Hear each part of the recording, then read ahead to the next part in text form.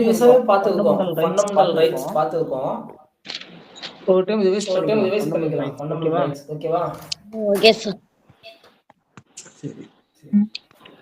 Fundamental rights அப்படின்னா என்னது?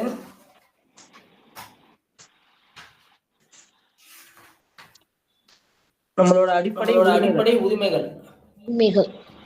சரியா? இப்ப இந்த இடத்துல பாத்தீங்களா உங்களுக்கு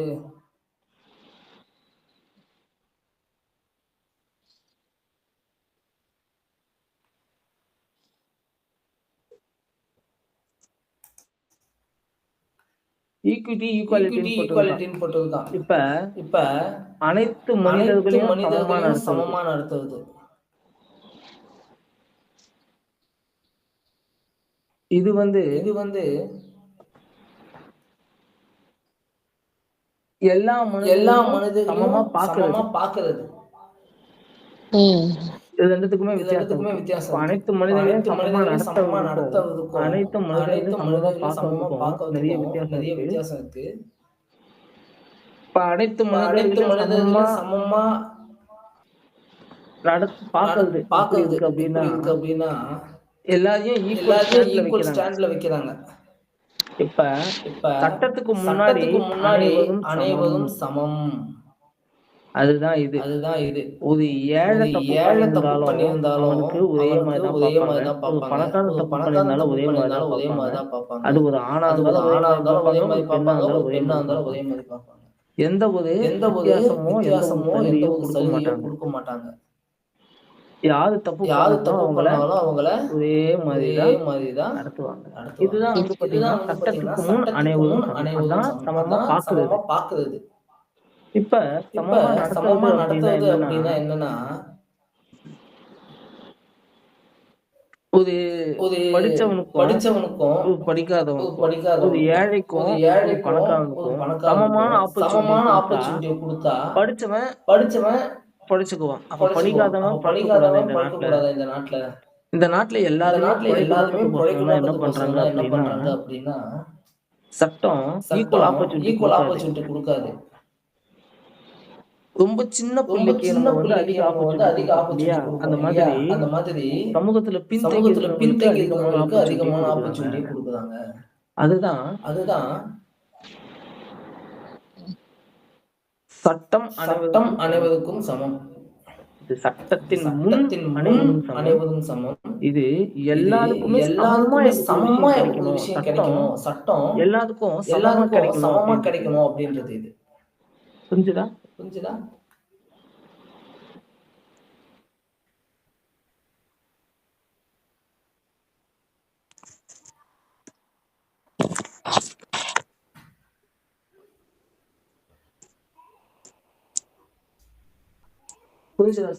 செல்வா? புரிஞ்சுது சார். சரி, நம்ம ஃபர்தரா இந்த கிளாஸ்க்கு போலாம்.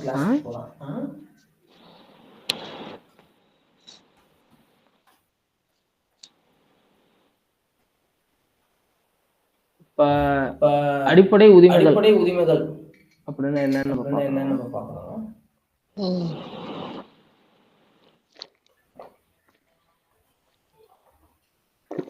இந்திய சட்டம், இந்திய கான்ஸ்டிடியூஷன். இந்த கான்ஸ்டிடியூஷன்ல எல்லாருக்குமே கண்டிப்பா கிடைக்க வேண்டிய ஒரு உரிமைகளை தான் அடிப்படை உரிமைகள் அப்படின்னு சொல்றோம். ஓகேவா? அப்பதான் இந்த ஃபண்டமெண்டல் ரைட்ஸ் வந்து கான்ஸ்டிடியூஷன்ல பார்ட் 3ல வந்து கொடுக்கப்பட்டிருக்கு. ஓகேவா? பகுதி 3ல கொடுக்கப்பட்டிருக்கு. இது எதுக்கோசரம் உருவாக்கப்பட்டிருக்கு அப்படின்னா மனிதர்களோட நன்மையா இருக்கணும், நல்லா வாழணும் அப்படின்றதுக்கோசரம் கொடுக்கப்பட்டிருக்கு. அதே மாதிரி இந்த அடிப்படை உரிமைகள் இந்த நாட்டோட பொதுத்தன்மை, இந்த நாடு வந்து அனைவருக்கும் பொதுவா இருக்கா, சமமா இருக்கா, நல்லதா இருக்கா, நன்மை பயக்குதா அப்படின்றத செக் பண்றதுக்கும் இந்த அடிப்படை உரிமைகள் வந்து பாத்தீங்கன்னா பயன்படுது. அதெல்லாம் ஒன்னா நம்ம விவரிக்கலாம். முதல்ல ரைட் டு ஈக்குவாலிட்டி. சமமா இருக்கிறதுக்கான உரிமை. ஒரு சட்டத்துக்கு முன்னாடி அனைவரும் சமம், சட்டம் அனைவருக்கும் சமம். அததான் கொஞ்ச நேரத்துக்கு முன்னாடி சொன்னேன் இல்லையா, எப்படி வந்துச்சு அப்படின்ட்டு. இப்ப ஒரு சட்டம் அனைவருக்கும் சமம் அப்படின்னா, இப்ப நீங்களும் நானும் இருக்கோம் அப்படின்னா நம்ம 2 பேருமே அந்த சட்டத்துக்கு முன்னாடி சமமா இருக்கும். யாருக்குமே ஒரு ஸ்பெஷல் ப்ரிவிலேஜ் கொடுக்க மாட்டாங்க. அடடா சார் வந்துட்டாரு, சார் கத்தி எடுத்து குத்துனா தப்பு கிடையாது, இவங்க கத்தி எடுத்து குத்துனா தப்பு, அந்த மாதிரி பார்க்க மாட்டாங்க. சட்டம் எல்லாரையும் ஒரே மாதிரி பார்க்கும். சரியா? அதே மாதிரி சட்டத்தை விட பெரியவங்க எதுவுமே இல்லை. அல்டிமேட் அத்தாரிட்டி யாருன்னா சட்டம் தான். இருக்கிறதுல உயர்ந்தது எதுனா சட்டம் தான். இது எதை பார்த்து எடுத்திருக்காங்க அப்படின்னா, ரூல் ஆஃப் லா அப்படின்றது அமெரிக்கா அரசியல் அமைப்பு சாசனத்துல இருந்து எடுத்திருக்காங்க. இந்த ரைட் டு ஈக்குவாலிட்டி அப்படின்றது என்ன சொல்றாங்க அப்படின்னா, எந்த ஒரு மனுஷனும் சட்டத்தை மீறாத வரைக்கும் தண்டனை கொடுக்க கூடாது. சட்டத்தை மீறினா மட்டும்தான் ஒரு மனிதனுக்கு தண்டனை கொடுக்கப்பட வேண்டும். அதே மாதிரி சட்டத்தின் முன்னாடி அனைவரும் சமமாக பார்க்கப்பட வேண்டும் அப்படின்னு சொல்றாங்க.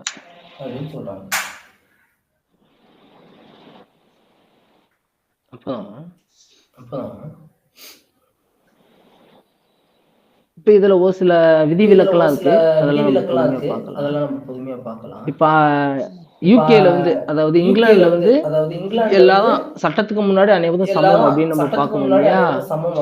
அமெரிக்கால வந்து கொஞ்சம் தன்மையை எடுத்திருக்காங்க. அது என்னன்னா, சட்டம் வந்து சமமாக பாதுகாக்கப்பட வேண்டும். அதாவது equal treatment under equal circumstances அப்படின்னு சொல்றாங்க. எல்லாருக்குமே சட்டம் வந்து பொதுவா இருக்கணும், சமமா இருக்கணும். இப்போ உங்களுக்கும் அந்த சட்டம் கரெக்டா இருக்கணும், எனக்கும் அந்த சட்டம் நடைமுறையில இருக்கணும் அப்படின்னு சொல்றாங்க. இது வந்து பாத்தீங்கன்னா யூஎஸ்ஏல வந்து நம்ம பார்த்து எடுத்தது. ஃபர்ஸ்ட் ஆர்டிகல் 14ல என்ன சொல்றாங்க? Equality before the law and equal protection of law.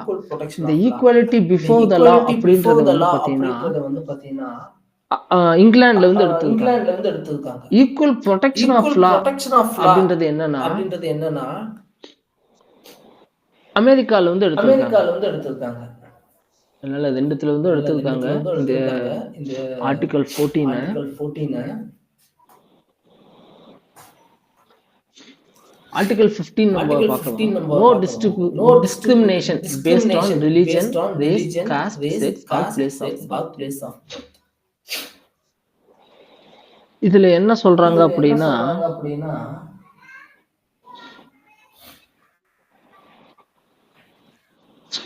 Article 15ல எந்த ஒரு மனிதனையும் ரிலீஜியனோ இல்ல ரேஸோ காஸ்டோ அவங்க ஆனா பெண்ணா அப்படின்றத வச்சோ இல்ல அவங்க எந்த ஊர்ல பிறந்தாங்க அப்படின்றத வச்சோ டிஸ்கிரிமினேட் பண்ணக்கூடாது, பாகுபாடு பார்க்கக்கூடாது, வஞ்சிக்க கூடாது அப்படின்னு சொல்றாங்க.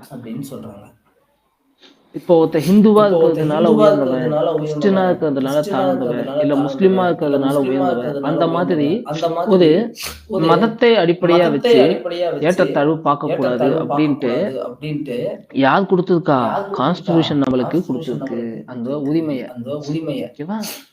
அப்பதான் ரேஸ்னா தென்னிந்தியர்கள், வட இந்தியர்கள், கிழக்கிந்தியர்கள், மேற்கால இருக்கிறவங்க, இந்த மாதிரி ஒரு ரேஸ். இவங்க வந்து கருப்பினத்தவர்கள், வெள்ளை இனத்தவர்கள், இந்த மாதிரி அவங்களோட ரேஸை வச்சு பாகுபாடு பார்க்க கூடாது, டிஸ்கிரிமினேட் பண்ணக்கூடாது, வஞ்சிக்க கூடாது அப்படின்னு சொல்றாங்க.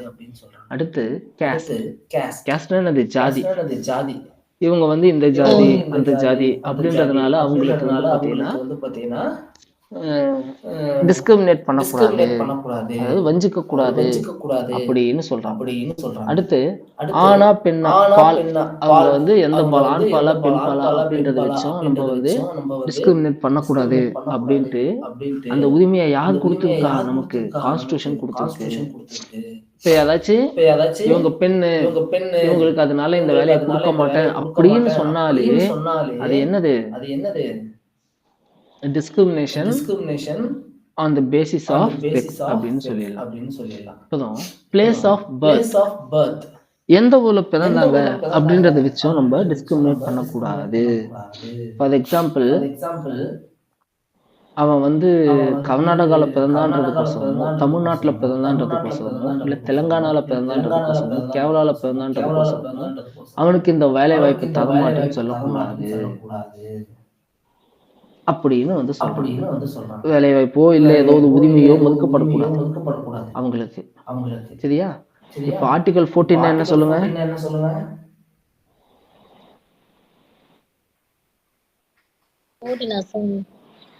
Equality before the law England and equal protection of law. Article 14 சொல்லுங்க. Equality before the law and equal protection of law. ஓகேவா? சரி, ஆர்டிகல் 15 என்னது?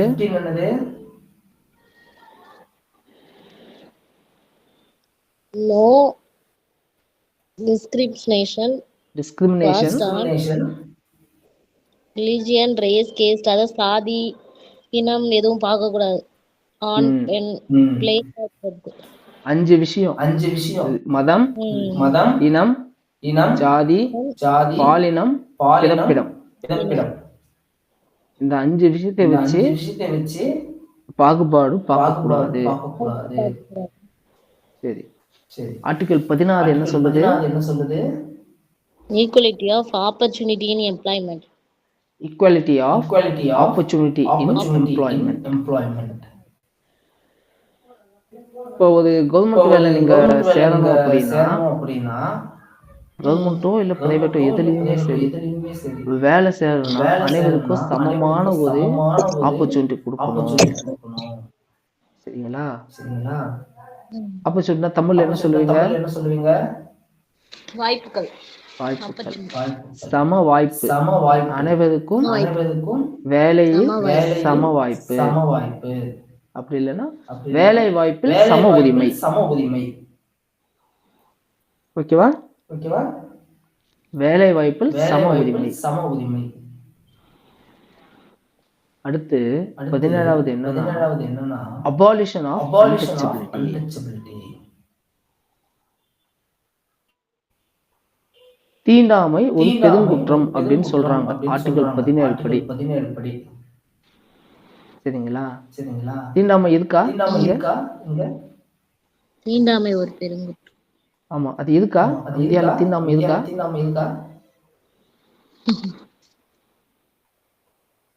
தெரியலையா? என்ன சார்? இந்தியாவுல தீண்டாமை இருக்கா? இருக்கு சார். இருக்கு. ஆனா அது ஒரு பெருங்குற்றம் அப்படின்னு சொல்றாங்க. ஆர்டிகல் 17 படி தீண்டாமையை வந்து ஒழிக்கணும் அப்படின்னு சொல்றாங்க. இப்போ ஆர்டிகல் 18 படி அபாலிஷன் ஆஃப் டைட்டில்ஸ். டைட்டில்ஸ்னா என்னது? ஒரு விளக்கப்பட்ட டைட்டில் என்னது? ஒவ்வொரு சப்ஜெக்ட்டுக்கும் ஒவ்வொரு டைட்டில் சொல்றாங்க. அந்த டைட்டில் இல்ல. ஒவ்வொருத்தர் பின்னாடியும் ஒவ்வொரு டைட்டில் இருப்பாங்க தெரியுங்களா? ஒவ்வொருத்தருக்கும் ஒவ்வொரு பேரா அந்த மாதிரியா சார்? ஆமா, அவங்க பின்னாடி ஜாதி பேர் வைக்கிறது. அது மாதிரி ஒவ்வொருத்தருக்கும் ஒவ்வொரு டைட்டில் வைப்பாங்க. அந்த காலத்துல வச்சிருப்பாங்க. இவர் வந்து திவானு, இவரு ஜமீனு, இவரு பேதுவுடையார் ஜமீனு, இவரு சிறுவுடையார் ஜமீனு, இவரு சின்ன ஜமீனு, இது பெரிய ஜமீனு, இந்த மாதிரி டைட்டில் வச்சிருப்பாங்க இல்லையா? ஆமா சார். நம்ம டைட்டில்லாம் நம்ம வச்சுக்க டைட்டில்லாம் கூடாது. வச்சுக்க கூடாது. அனைவரும் சமம் அனைவரும் தான். சமம் ஏன்னா தான். ஏன்னா இப்ப இவங்க உயர்ந்தவங்க இவங்க அப்படின்னு சொல்லிட்டு அந்த உயர்ந்தவங்க அப்படின்னு டைட்டில் சொல்லிட்டு அந்த வச்சுக்கிறாங்கன்னு டைட்டில் வைங்களேன். வச்சுக்கிறாங்கன்னு வைங்களேன். இப்ப தமிழ்நாட்டுல அதை கம்ப்ளீட்டா ஃபாலோ பண்றோம். யார் பின்னாடியும் ஜாதி பேர் போடுறது கிடையாது. ஓகேவா? இப்ப கேரளால பாத்தீங்கன்னா இருக்கும். பாத்தீங்கன்னா இருக்கும். கேரளால இருக்கு, அப்புறம் வந்து தெலுங்கானால இருக்கு. பேருக்கு பின்னாடி ரெட்டின்னு போட்டுக்குவானுங்க. நம்பியார், நம்பூதிரி, நாயர் அதெல்லாம் போட்டுக்குவாங்க. சரியா? இப்ப நாயரா இல்லாதவங்க ஒரு தாழ்ந்த ஜாதியா இருக்கிறவங்க உங்க பேருக்கு பின்னாடி அதை போட முடியாது இல்லையா? அது அடுத்த சமூகம் இழிவா பார்க்கும் இல்லையா? அந்த பேருக்கு பின்னாடி உங்க பேர் போட்டுக்கிட்டா. அப்ப அது இந்த நாட்டுல அனைவரும் சமம் அப்படின்றத வந்து தடுக்குது. அந்த எண்ணத்தை வந்து வளர விடாம தடுக்குது. அந்த பேர் பின்னாடியே இவங்க வந்து உயர்ந்த ஜாதின்னு போட்டுக்கிட்டா அப்ப எல்லாரும் சமம்ன்றது வந்து வராது இல்லையா? அதனால பேருக்கு பின்னாடி அவங்க ஜாதி பேரோ இல்ல ஒரு அந்த ஜாதிய பேர்களோ டைட்டில்ஸோ வந்து போட்டுக்க கூடாது அப்படின்றத வந்து ஆர்டிகிள் 18ல சொல்றாங்க. ஓகேவா? Okay sir. அடுத்து ரைட் டு ஃப்ரீடம். நீங்க சுதந்திரமா இருக்கிறதே உங்களுக்கு ஒரு உரிமை அப்படின்னு சொல்றாங்க. சரியா?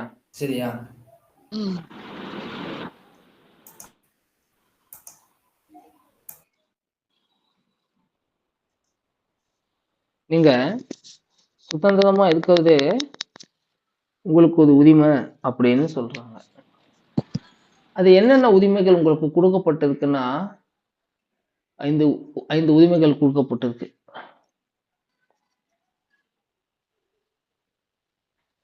ஃபர்ஸ்ட் 6 ஃபண்டமெண்டல் ஃப்ரீடம்ஸ் அப்படின்னு சொல்றாங்க. Speech and expression. என்னது?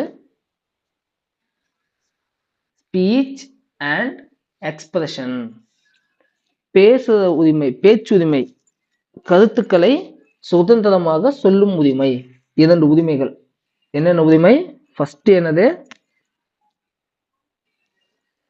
ஆர்டிகிள் 19ல நம்மளுக்கு கொடுக்கப்பட்ட முதல் உரிமை என்னதுன்னா பேச்சு உரிமை.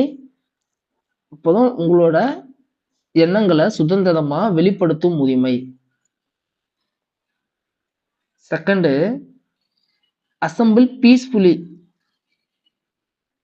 வன்முறை இல்லாமல் அமைதியாக 4-5 பேர் ஒண்ணு கூடுற உரிமை. 4-5 பேர் நீங்க ஒன்னா கூடி டீ சாப்பிட போவீங்கல்ல, உங்க ஆபீஸ்லயே கூட பிரேக் டைம்ல 4-5 பேர் ஒன்னா அமைதியான முறையில டீ சாப்பிட போவீங்க. அந்த உரிமையும் நம்மளுக்கு கொடுத்தது என்னது? நம்மளோட அரசியலமைப்பு சாசனம் தான். அப்புறம் ஃபார்ம் அசோசியேஷன்ஸ்னா இப்ப யூனியன்லாம் நடத்துறாங்க இல்லையா? உங்க கம்பெனில யூனியன் இருக்கா செல்வா? உங்க கம்பெனில யூனியன் வச்சிருக்காங்களா?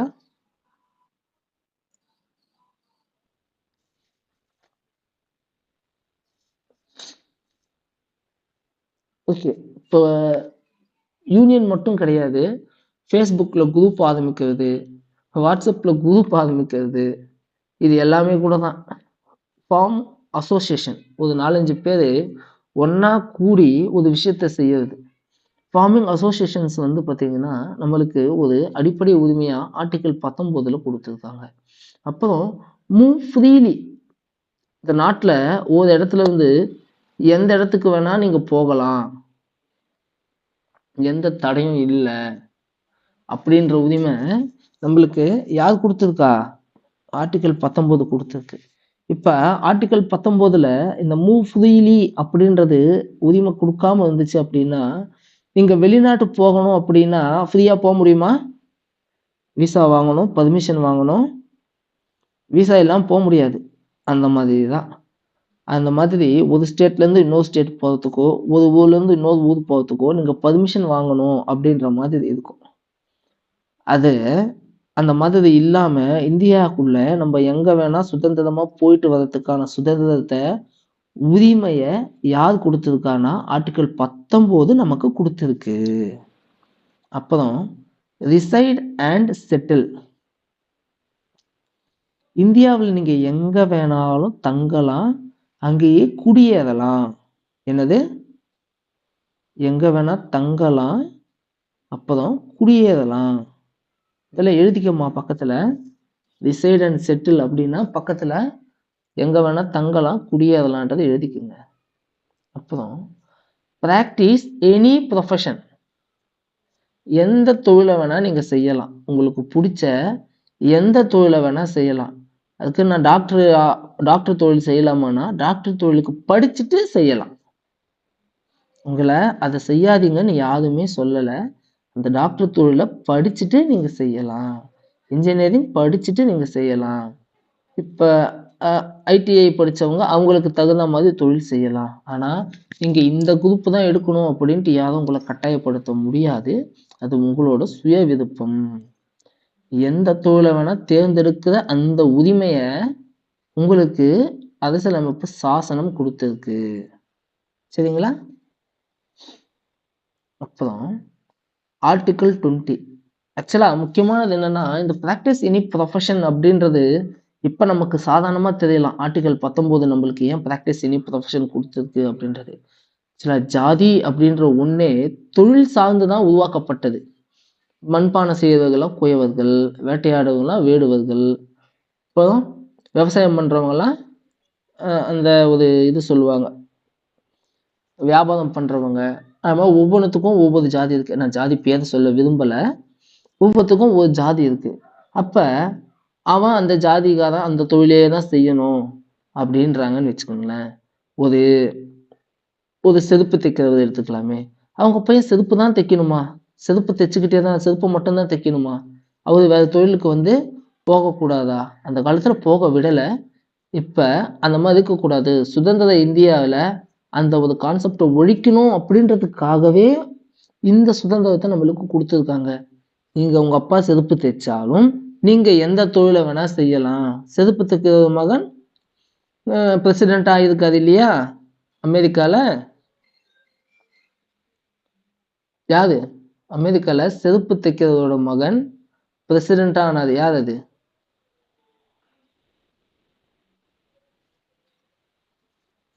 யாருமா?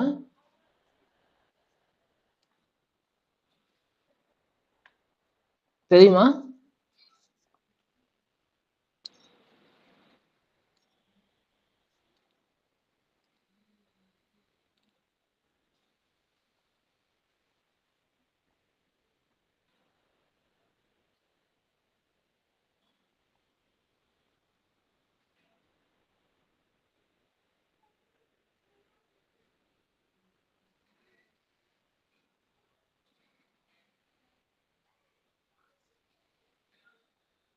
ஹலோ, இருக்கியாமா?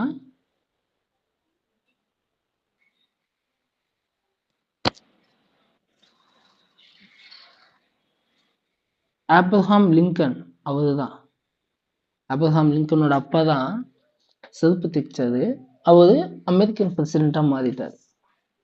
அந்த மாதிரி ஒரு தந்தையோட தொழில் தான் மகன் செய்யணும்னு இல்லாம யார் வேணா எந்த தொழிலை வேணா செய்யலாம் அப்படின்ற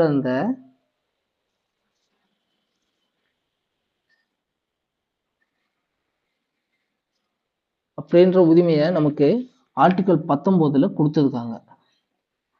இப்ப ஆர்டிகல் 19 நம்மளுக்கு கொடுக்கப்பட்ட 6 அடிப்படை உரிமைகள் என்னென்னா, speech and expression, assemble peacefully, form associations, move freely, reside and settle, practice any profession.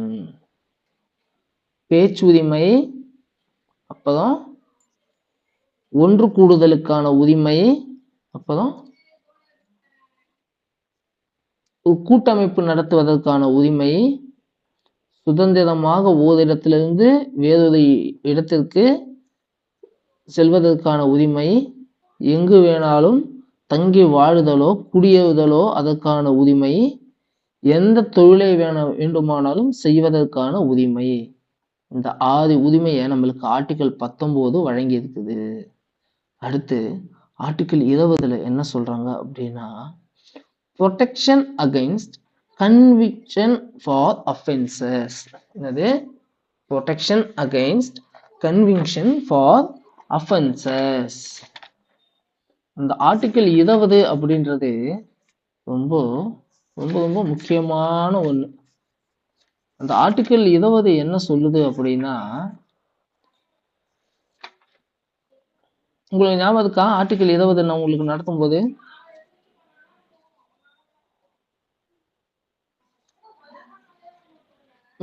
Article 20 உங்களுக்கு நடத்துனது ஞாபகம் இருக்கா?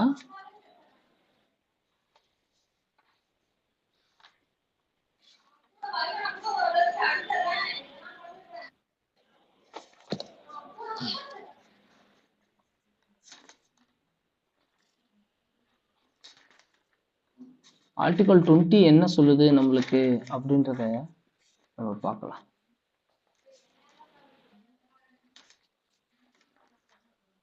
நீங்க இப்ப நம்ம வந்து ஏதோ ஒரு குற்றம் செஞ்சிட்டோம்னு வைங்களேன்,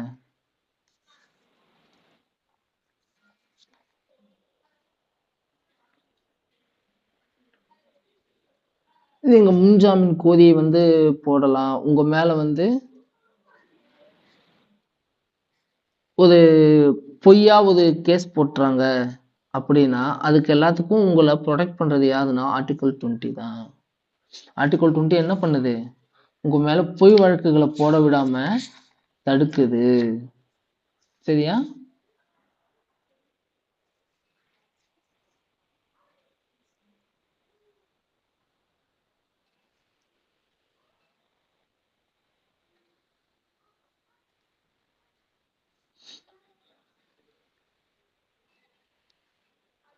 இப்ப உங்க மேல ஒரு கேஸ் போடுறாங்க அப்படின்னா, அதுக்கான சட்டம் இல்லாத வரைக்கும் உங்க மேல அதுக்கான கேஸ் போட முடியாது.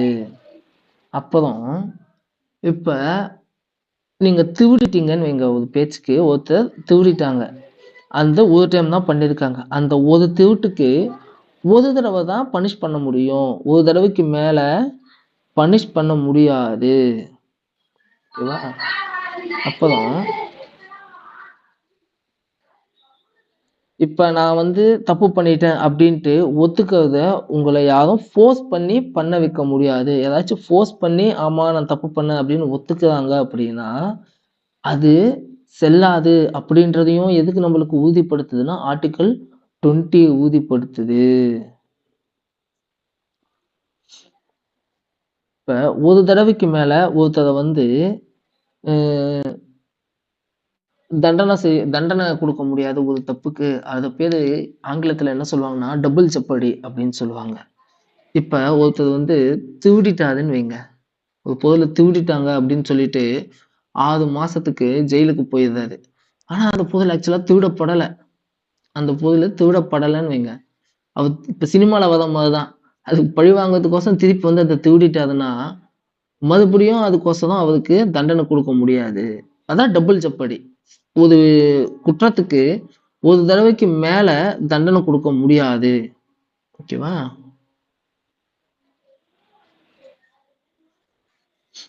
இப்போ உங்களை வந்து இல்ல நீங்க தப்பு பண்ணிட்டீங்கன்னு நீங்க ஒத்துக்கிட்டு தான் ஆகணும் அப்படின்னு சொல்லிட்டு நம்மள ஃபோர்ஸ் பண்ணி ஒருத்தவங்க ஒத்துக்க வைக்கிறாங்க அப்படின்னா அது தப்பு. அதுக்கு பேர் என்னன்னா ரைட் டு சைலன்ஸ், அமைதியா இருக்கிறதுக்கான உரிமை அப்படின்னு சொல்லிட்டு ஆர்டிகல் 20ல நம்மளுக்கு கொடுக்கப்பட்ட உரிமைகள். ஓகேவா? இப்போ ஆர்டிகல் 20 புரியுதுங்களா? ஆர்டிகல் 21 என்ன சொல்றாங்கன்னா right to life and personal liberty. என்னது? Right to life and personal liberty, தனி மனித சுதந்திரம். தனி மனித சுதந்திரம். ஆர்டிகல் 21 நம்மளுக்கு தனி மனித சுதந்திரத்தை கொடுக்குது. தனி மனித சுதந்திரம்னா என்னது?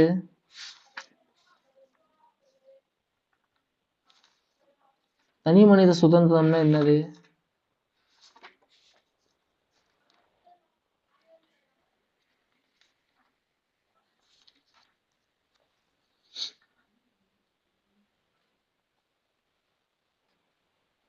இப்ப ஒருத்தர் வந்து பாத்தீங்கன்னா right to life and personal liberty, அவர் உயிர் வாழ்வதற்கான சுதந்திரம் அவருக்கு இருக்கு. திடீர்னு ஒருத்தர் போய் ஒருத்தர் தூக்கில மாட்டி தொங்க வைக்க முடியாது, ஒருத்தரை கொல்ல முடியாது, ஒருத்தரை தூக்கி ஜெயில போட முடியாது. ஓகேவா? அதுக்கான உரிமையை நமக்கு ரைட் டு லைஃப் கொடுக்குது. அதாவது ஆர்டிகல் 21 நமக்கு கொடுக்குது. அதுல ஒரு சில முக்கியமான ரைட்ஸ் இருக்கு பாருங்க. Right to live with human dignity. நம்ம உயிரோட வாழ்றதுக்கு மட்டும் இல்ல, நம்ம மரியாதையோட வாழ்றதுக்கும் நமக்கு உரிமையை யார் கொடுத்திருக்கா? ஆர்டிகல் 21 மூலியமா நமக்கு இந்திய அரசியலமைப்பு சட்டம் கொடுத்திருக்கு. உங்களை யாருமே தரக்குறைவா நடத்தக்கூடாது. ஒரு மனிதனை யாருமே தரக்குறைவா நடத்தக்கூடாது. நீங்க மரியாதையோட வாழ்றதுக்கான உரிமைய உங்களுக்கு ஆர்டிகல் 21 கொடுத்திருக்கு. நீங்க டீசென்டான என்வரான்மெண்ட் உங்களுக்கு கிடைக்கிறதுக்கான உரிமையும் கொடுத்திருக்கு. அதாவது பொல்யூஷன் இல்லாத தண்ணி, சுத்தமான காத்து, இந்த கழிவுகள், இந்த தீங்கான இண்டஸ்ட்ரியல் கழிவுகள் அதெல்லாம் உங்களை அஃபெக்ட் பண்ணாம உங்களை வாழ வைக்கணும் இந்த கவர்மெண்ட். அதோட கடமை கவர்மெண்ட்டுக்கு இருக்குது. சரிங்களா? இந்த உரிமையும் உங்களுக்கு ஆர்டிகல் 21 கொடுத்துருக்கு. உங்களுக்கு ஒரு சரியான ஒரு வாழ்விடம் அதை அமைச்சு கொடுக்கறது கவர்மெண்டோட பொறுப்பு. அந்த உரிமை உங்களுக்கு இருக்கு. உங்க உரிமைக்கு குந்தகம் வராம பாதுகாக்க வேண்டியது கவர்மெண்டோட கடமை. சரிங்களா? அந்த உரிமை உங்களுக்கு யார் கொடுத்ததுக்கான ஆர்டிகல் 21 தான் கொடுத்திருக்கு. அப்புறம் ரைட் டு பிரைவசி. உங்களுக்குன்னு ஒரு பிரைவசி இருக்கு. சரியா?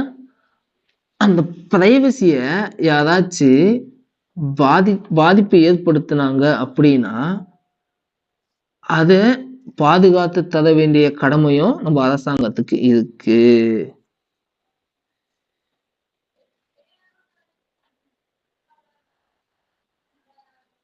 பிரைவசினா தனி உரிமை அப்படின்னு சொல்லுவாங்க தமிழ்ல.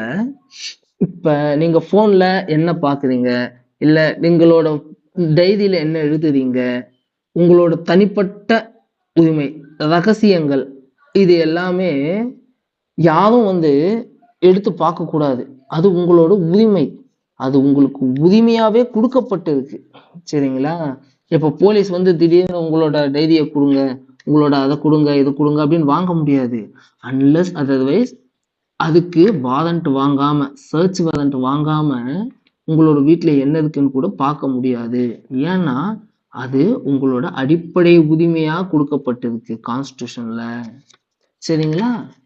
Right to shelter. தங்கறதுக்கு உங்களுக்கு ஒரு நல்ல தங்கும் இடம் கிடைக்கிறதுக்கான உரிமை உங்களுக்கு கொடுக்கப்பட்டிருக்கு. Right to health. நீங்க ஹெல்த்தியா வாழ்றதுக்கான உரிமை. Right to free education up to 14 years of age. 14 வயசு வரைக்கும் உங்களுக்கு ஃப்ரீயான எஜுகேஷன் கிடைக்கிறதுக்கான உரிமை கிடைச்சிருக்கு உங்களுக்கு. அதனால கவர்மெண்ட் ஸ்கூல் கண்டிப்பா 14 வயசு வரைக்கும், அதாவது 8ஆம் வகுப்பு வரைக்கும் கண்டிப்பா வச்சிருப்பாங்க. ஸ்கூல்லாம் பாத்தீங்களா? கண்டிப்பா வச்சிருப்பாங்க. ரைட் டு லீகல் எய்ட் அப்படின்னு சொல்லுவாங்க. லீகல் எய்டுனா இப்ப உங்களுக்கு ஃப்ரீயா சட்ட உதவிகள் கிடைக்கிறதுக்கு, உங்களுக்கு ஃப்ரீயா கவர்மெண்ட்ல நமக்கெல்லாம் ஃப்ரீயா வக்கீல்கள்லாம் கவர்மெண்ட் வக்கீல் இருப்பாங்க. காசு வாங்காம நம்மளுக்கோசம் கவர்மெண்ட்ல வாதாடி கொடுப்பாங்க. கவர்மெண்ட் அவங்களுக்கு சேலரி கொடுக்கும். இதுக்கான உரிமை நமக்கு இருக்கு. அப்புறம் ஒரு கோர்ட்ல ஒரு ட்ரையல் வந்துச்சு, ஒரு கேஸ் வந்துச்சுன்னா அதை சீக்கிரமா முடிச்சு எடுத்துக்கிறதுக்கான உரிமையும் உங்களுக்கு இருக்கு. உங்க கைவிலங்கு மாட்டாம நம்மளை கூட்டிட்டு போறதுக்கான உரிமை நமக்கு இருக்கு. கைவிலங்கு மாட்டணும்னா அதுக்கு ஒரு சில கண்டிஷன்ஸ்லாம் இருக்கு. அந்த கண்டிஷன்ஸ்லாம் இருந்தாதான் கைவிலங்கு மாட்டணும். சும்மா கைவிலங்கு மாட்டிட முடியாது. இவன் தப்பிச்சு ஓடிடுவான், கண்டிப்பா இவன் தப்பிச்சு ஓடுறதுக்கான நிறைய வாய்ப்புகள் இருக்குன்னா மட்டும்தான் கைவிலங்கு மாட்டுவாங்க. சரிங்களா? Solitary confinement. யாரும் உங்களை ஒரு தனி அறையில போட்டு அடைச்சி வைக்க முடியாது. அந்த மாதிரி யாரும் நம்மளை தனி அறையில போட்டு அடைச்சி வைக்க முடியாது அப்படின்றது ஒரு உரிமை நமக்கு.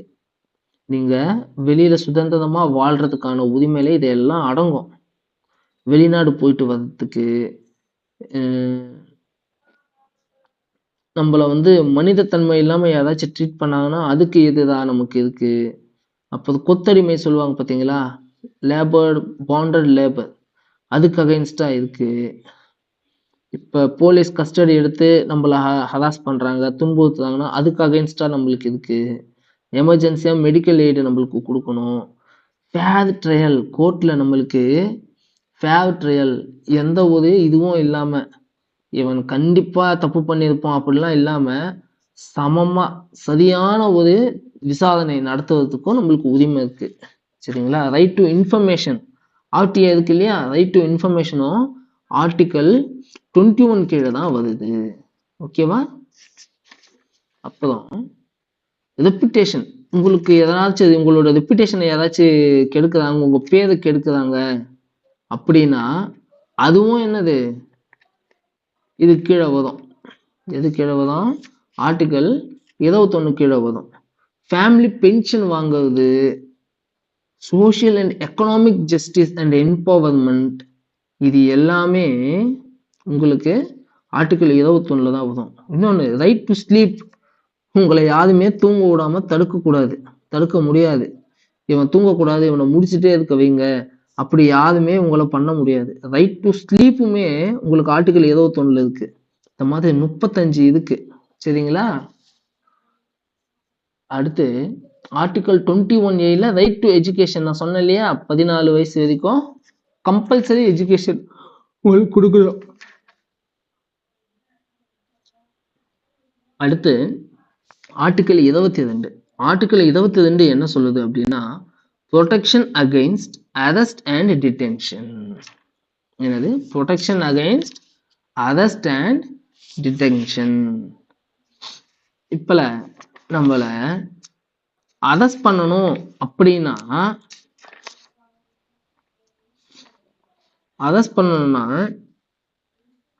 நம்ம கிட்ட ஃபர்ஸ்ட் நீங்க இந்த தப்பு செஞ்சிருக்கீங்க, அதனால உங்களை வந்து நாங்க கஸ்டடி எடுக்கிறோம் அப்படின்னு சொல்லணும். சரியா? அப்படி நம்மள அரெஸ்ட் பண்ணா 24 மணி நேரத்துக்குள்ள ஜட்ஜுக்கு முன்னாடி எடுத்துட்டு போய் ஒப்படைக்கணும். 24 working hours excluding the journey time. ஓகேவா? 24 ஒர்க்கிங் ஹவர்ஸ்ல நம்மள ஒரு மேஜிஸ்ட்ரேட் முன்னாடி நிக்க வைக்கணும். அதே மாதிரி நமக்கு ஒரு வக்கீலை வச்சு வாதாடுறதுக்கான உரிமை இருக்கு, நம்மள டெஃபெண்ட் பண்ணிக்கிறதுக்கு. ஓகேவா?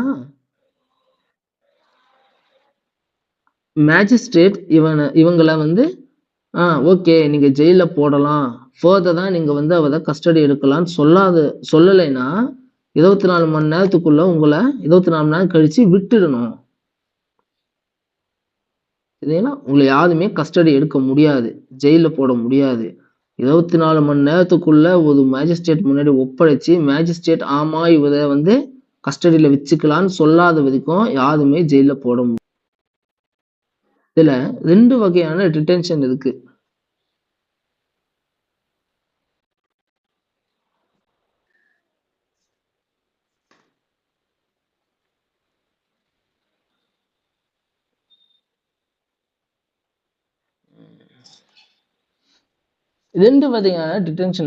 Punitive detention, preventive detention. அதாவது தண்டனை காவல், தடுப்பு காவல் அப்படின்னு 2 இருக்கு. ஓகேவா? தண்டனை காவல்னா ஒரு தப்பு பண்ணிட்டீங்க அப்படின்னா அதுக்கு கொடுக்குற காவல் தான் தண்டனை காவல். தடுப்பு காவல்னா இது மாதிரி ஒரு தப்பு பண்ண போறீங்க அப்படின்னு சந்தேகப்படுறோம் அப்படின்னு சொல்லிட்டு தடுப்பு காவல் எடுப்பாங்க. இப்போ ஏதோ ஒரு திடீர்னு இன்ஃபர்மேஷன் கிடைக்கும் போலீஸ்க்கு, ஒரு 4-5 பேர் சேர்ந்து போராட்டம் பண்ண போறாங்க, மறியல் பண்ண போறாங்க, சட்டத்துக்கு விரோதமா செயல் ஏதோ செய்ய போறாங்கன்னா சந்தேகத்தின் அடிப்படையில், சந்தேகத்தின் பேரில் அவர்கள் மீது வழக்கு தொடுத்து அவங்கள வந்து டிடென்ஷன் பண்ணுவாங்க. அப்படி டிடென்ஷன் பண்ணாலும் அவங்களுக்கு இந்த விஷயம் இதுக்கோசரம் தான் நம்ம பண்றோம் அப்படின்னு சொல்லணும். 3 மாசத்துக்குள்ள அவங்கள விட்டுடணும். 3 மாசத்துக்கு மேல அவங்கள வச்சுக்க கூடாது. அப்படி 3 மாசத்துக்கு மேல வச்சுக்கணும்னா அவங்கள காவல்லே வச்சிருக்கணும் அப்படின்னா ஒரு போர்டு, ஹைகோர்ட் ஜட்ஜுங்கெல்லாம் சேர்ந்த ஒரு போர்டு, ஒரு குழுவை உருவாக்கி அந்த குழு சரி இன்னமும் அவரை வச்சிருக்கலாம், காவல்ல வச்சிருக்கலாம், அவரை வெளியே விடக்கூடாது அப்படின்னு சொன்னா தான் உள்ள வச்சிருப்பாங்க. அப்படி இல்லைன்னா அதுலயுமே 3 மாசத்துக்குள்ள விட்டுடுவாங்க. ஓகேவா? இதுதான் article 22.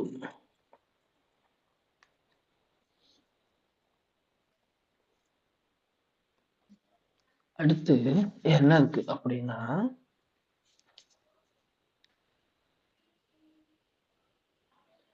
Right against exploitation. Right against exploitation.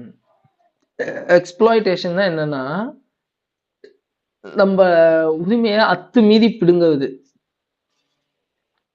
இப்ப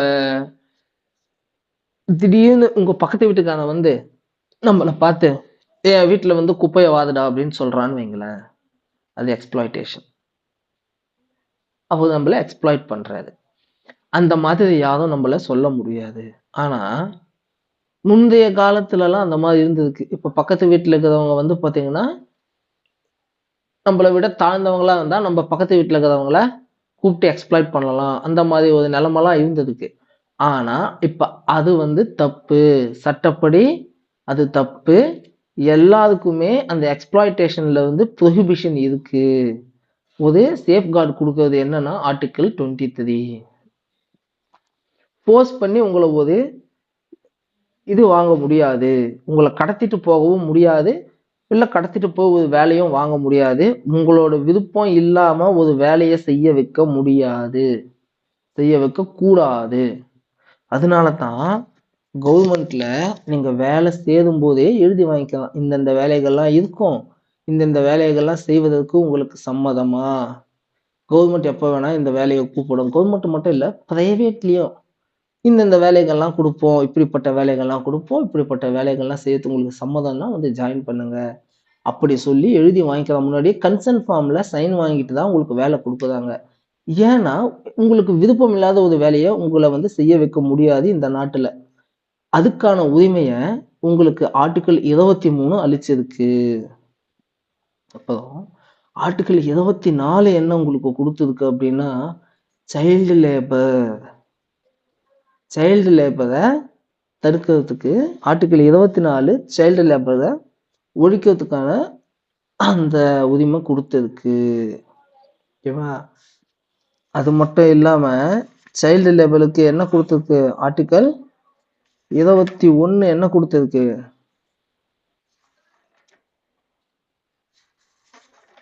இப்ப கொஞ்ச நேரத்துக்கு முன்னாடி பார்த்தோமேமா, ரைட் டு எஜுகேஷன் கொடுத்திருக்கு இல்லையா? எந்த ஆர்டிகல்ல ரைட் டு எஜுகேஷன் வந்திருக்கு? ஆர்டிகல் 21ல ரைட் டு எஜுகேஷன் இருக்கு. ஆர்டிகல் 24ல அந்த சின்ன பசங்களை கம்பல் பண்ணி வேலை வாங்க வைக்க முடியாது, சைல்டு லேபர் பண்ண வைக்க முடியாது அப்படின்ற உரிமையை ஆர்டிகல் 24 கொடுத்திருக்கு. 21ன்றது ஆர்டிகல் 21 கம்பல்சரியா ஃப்ரீ எஜுகேஷனுக்கான அந்த உரிமையை கொடுத்திருக்கு. 24 அவங்கள வேலை வாங்கக்கூடாது அப்படின்ற அந்த உரிமையும் அவங்களுக்கு கொடுத்திருக்கு. அதான் 21க்கும் 24க்கும் உள்ள இன்டர்லிங்க்.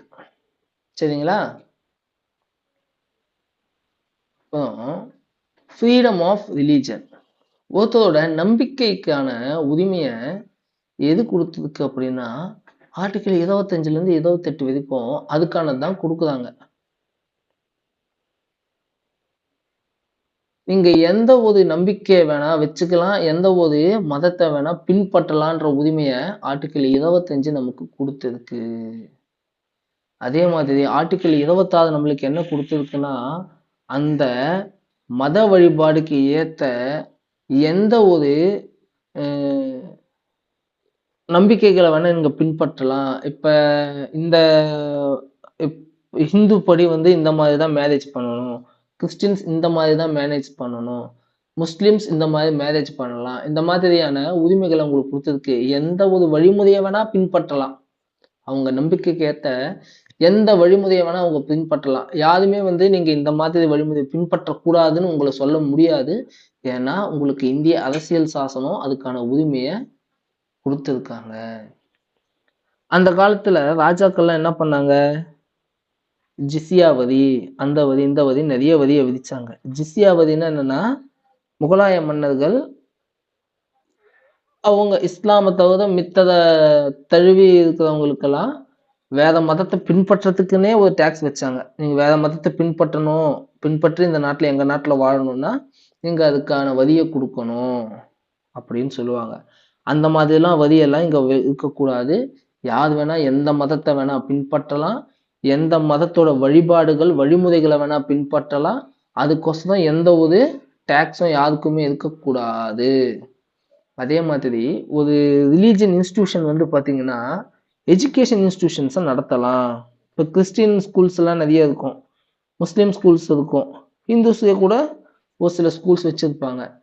அந்த மாதிரி உருவாக்குறதுக்கு ஆர்டிகல் 28 அவங்களுக்கு உரிமைகள் கொடுக்கப்பட்டிருக்கு.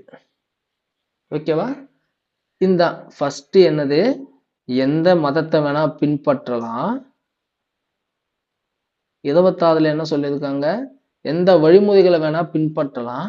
27 என்ன சொல்லியிருக்காங்க, அதுக்கோசரம் எந்த டாக்ஸஸும் கிடையாது.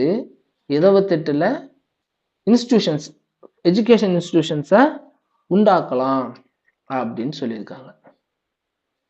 அடுத்து கல்ச்சரல் அண்ட் எஜுகேஷனல் ரைட்ஸ்.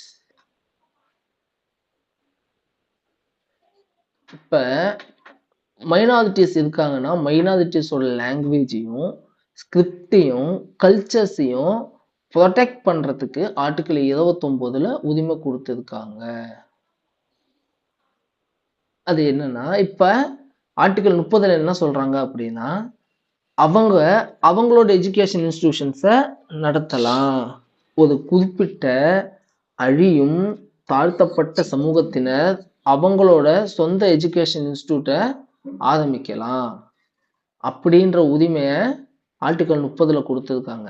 பாருங்க, ஆர்டிகல் 28 ஒரு ரிலீஜன், ஒரு மதம் வந்து பார்த்தீங்கன்னா மத சார்புற்ற உடையவர்கள் அவங்க மத சார்புடைய எஜுகேஷன் இன்ஸ்டிடியூட் ஆரம்பிக்கலான்ற உரிமையை கொடுத்துருக்காங்க. ஆர்டிகல் 30 ஒரு தாழ்த்தப்பட்ட பிற்படுத்தப்பட்ட சமூகத்தினர் அவங்க சார்புடைய எஜுகேஷன் இன்ஸ்டிடியூட்டை ஆரம்பிக்கலாம் அப்படின்ற உரிமையை ஆர்டிகல் 30 கொடுத்துருக்காங்க. புரிஞ்சுதுங்களா? ஆர்டிகல் 31 அப்படின்றது என்னன்னா, ஆர்டிகல் 31 டெலீட் பண்ணிட்டாங்க. ஆர்டிகல் 31 ஒரு பிரச்சனை வந்துச்சு, அதனால ஆர்டிகல் 31 டெலீட் பண்ணி விட்டுட்டாங்க. ஆக்சுவலா ஆர்டிகல் 31 எதை பத்தி பேசுச்சு அப்படின்னா, ரைட் டு ஹேவிங் லேண்ட். இப்போ நீங்க ஒரு லேண்ட் வச்சிருக்கீங்க அப்படின்னா அந்த லேண்டை நீங்க உங்ககிட்ட இருந்து யாரும் பறிக்க முடியாது. அப்படி ஒரு இதுதான் வந்து பாத்தீங்கன்னா ஆர்டிகல் 31 அடிப்படை உரிமை தான். ஆனா காலப்போக்கில் என்ன ஆச்சு அப்படின்னா, ஆர்டிகல் 31 இவங்களால கவர்மெண்டால எந்த ஒரு இப்போ ரோடு போடணும் அப்படின்ட்டு நீங்க உங்க லேண்டை கொடுங்கன்னா கொடுக்க மாட்டேன்றாங்க. அந்த மாதிரி நிறைய விஷயத்துக்கு வந்து பாத்தீங்கன்னா ஒத்துழைக்க மாட்டேன்றாங்க. அதனால ஆர்டிகல் 31 அதை டெலீட் பண்ணிட்டாங்க, எடுத்துட்டு போயிட்டு வேற இடத்துல வச்சுட்டாங்க. ஓகேவா? ஆர்டிகல் 31 படி உங்களுக்கு வந்து லேண்டை வச்சுக்கிறதுக்கான உரிமை இருக்கு. உங்க லேண்டை யாருமே வந்து அபகரிக்க முடியாது. அது வந்து கவர்மெண்ட் பாலிசிஸ்ல ஒரு சில நல்ல விஷயங்கள் செய்யறதுக்கு தடையா இருந்ததுனால அதை டெலீட் பண்ணிட்டாங்க. ஆனா நீங்க ஆர்டிகல் 31 படி லேண்டை வந்து யார் வேணா எடுத்துக்க முடியாது அப்படின்னு, அதான் உங்க லேண்டை இப்பவுமே யாருமே எடுத்துக்க முடியாது. அதை டிபிஎஸ்பியில வச்சிருக்காங்க.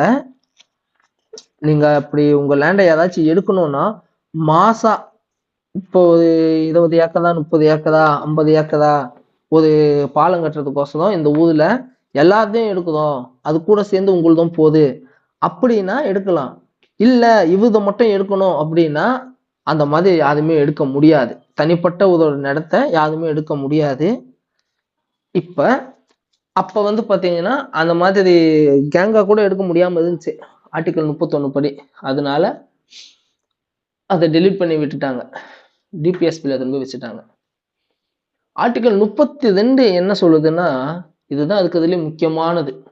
ஆர்டிகல் 32 தான் என்னன்னா இருக்கிறதுலே ரொம்ப முக்கியமானது. இந்த ஆர்டிகல் 32 பத்தியே பேசணும் அப்படின்னா அதுக்கே இன்னும் 1 மணி நேரத்துக்கு மேல போகும். அதை நம்ம அடுத்த கிளாஸ்ல நம்ம பார்க்கலாம். ஆர்டிகல் 32 மட்டும் தனியா நம்ம பார்க்கலாம் அடுத்த கிளாஸ்ல. சரிங்களா? ஓகேவாமா? சரி, இந்த கிளாஸை இன்னைக்கு வைண்ட் அப் பண்ணிக்கலாம். நம்ம அடுத்த கிளாஸ்ல ஆர்டிகல் 32 கண்டினியூ பண்ணிடலாம். ஓகேவா? முடிச்சுட்டு ஆர்டிகல் 33, 34, 35 நம்ம பார்த்து முடிச்சிடலாம். ஓகேவா செல்வா? ஹலோ.